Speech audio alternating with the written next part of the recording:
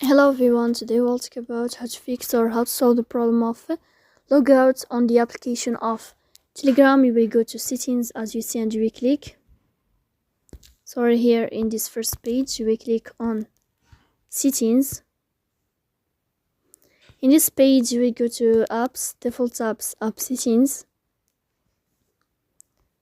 Then here you will search about the application of Telegram and you will click in this page.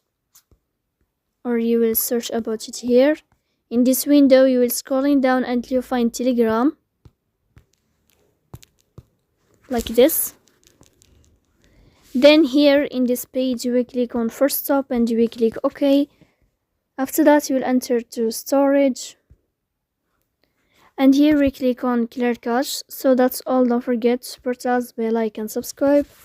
See you next time in another video and thank you for your watching and your attention.